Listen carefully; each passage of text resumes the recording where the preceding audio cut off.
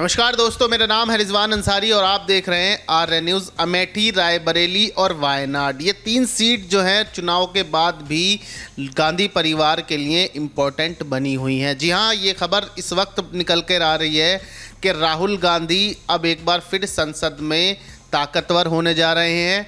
और ताकतवर वो इसलिए होने जा रहे हैं क्योंकि उनको उनकी बहन का साथ संसद में मिलने जा रहा है। जी हाँ, प्रियंका गांधी जो अब तक चुनाव नहीं लड़ी हैं, एक बार फिर सियासी गलियारों में ये अटकलें तेज़ हो गई हैं कि प्रियंका गांधी अब की बार फिर चुनाव लड़ने जा रही हैं। किस सीट से चुनाव लड़ेंगी, कहां से लड़ेंगी, बताएंगे आपको आज की इस वीडियो में। दरअसल राहुल गांधी जो हैं 2 सीटों से अब की बार चुनाव लड़े हैं, जैसे वो साल 2019 के लोकसभा चुनाव में लड़े थे। एक सीट थी केरल की वायनाड लोकसभा सीट और दूसरी सीट थी अब की बार रायबरेली उत्तर प्रदेश की। उत्तर प्रदेश की रायबरेली सीट गांधी परिवार की सीट मानी जाती है पहले से ही, अमेठी रायबरेली। अब की बार उनकी मां सोनिया गांधी जो है वो राज्यसभा की सांसद बन गई, तो वो सीट खाली थी। उस पर राहुल गांधी ने अपनी दावेदारी ठोकी और साथ ही साथ जो वायनाड से वो सांसद थे जिस सीट से, उस पर से भी उन्होंने चुनाव लड़ा। दोनों ही सीटों से बड़े अंतर से जीते हैं राहुल गांधी, लेकिन अब की बार जो है एक सीट से उनको इस्तीफा देना पड़ेगा। ये एक रूल है, ये एक नियम है कि आप एक ही सीट से सांसद रह सकते हैं, भले ही आप 2 या 3 सीट से चुनाव लड़ें। तो अब सियासी बाजार में ये अटकल गर्म हो गई कि यहाँ से कौन चुनाव लड़ेगा। क्या वायनाड से राहुल गांधी की बहन प्रियंका गांधी चुनाव लड़ेंगी? क्योंकि ये इसलिए अहम है कि राहुल गांधी ने खुद इस बात के संदेश दिए हैं कि प्रियंका गांधी चुनाव लड़ सकती हैं। दरअसल राहुल गांधी जब संबोधन कर रहे थे वायनाड में जाकर अपने कार्यकर्ताओं को, अपने जनता का, वायनाड की जनता को धन्यवाद करने गए थे, उस वक्त राहुल गांधी ने ये बात कही थी कि वायनाड से मैं एक ऐसा उम्मीदवार दूंगा जो आपको खुश कर देगा। इसका मतलब सियासी पंडित ये निकाल रहे हैं कि राहुल गांधी अब की बार प्रियंका गांधी को चुनावी मैदान में उतारने जा रहे हैं और प्रियंका गांधी ऑफिशियली तौर पर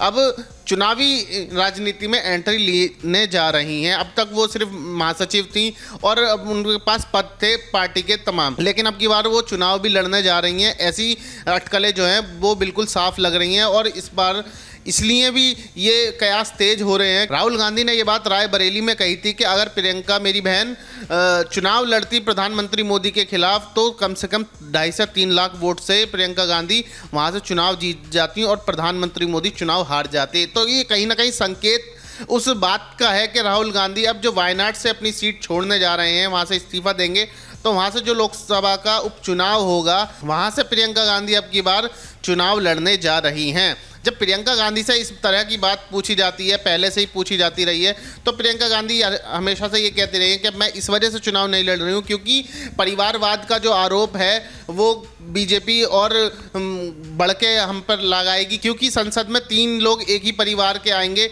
तो वो उचित नहीं है। अब तक प्रियंका गांधी ये बात कहती आई हैं क्योंकि उनकी मां सोनिया गांधी भी अब राज्यसभा सांसद है, राहुल गांधी खुद लोकसभा सांसद हैं, और अगर प्रियंका गांधी पहुंच जाती हैं तो कहीं ना कहीं बीजेपी जो परिवारवाद को लेकर हमेशा आक्रामक मोड में रहती है, तो परिवारवाद को लेकर वो कहीं ना कहीं कांग्रेस को घेर सकती है। लेकिन अब प्रियंका गांधी चुनाव लड़ने जा रही हैं।